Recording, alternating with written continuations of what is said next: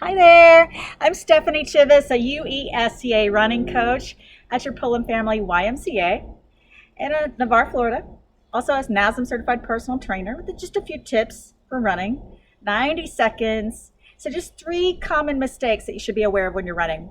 Where you're swinging your arms, very important, what your hips are doing while you're running, and how your posture is. And I'll show you what I'm talking about. So when you're swinging your arms, you want your elbows at about a 90-degree angle, and you want to relax the hands. Now where you're swinging your arms, try to keep them from going across the midline. So what you might see when you watch other people run is having them swing the arms across the chest. This is going to throw off the balance a little bit. So don't do that. With your hips, just try to be aware of what your hips are doing with your running.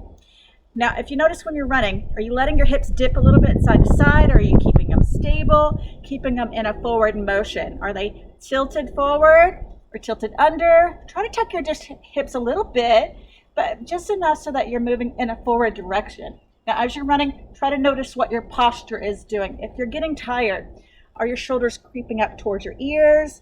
Are you holding tension here? Are you leaning forward? Try to engage your core as you run and keep your torso up. Keep your airways open and just try to relax while you're running. Try to pay attention to what your form is doing. Notice where your arms are. Keep your arms relaxed. Keep them from going across that midline. And just pay attention to your hips. Stabilize your hips. Keep them forward. Watch what your posture is doing.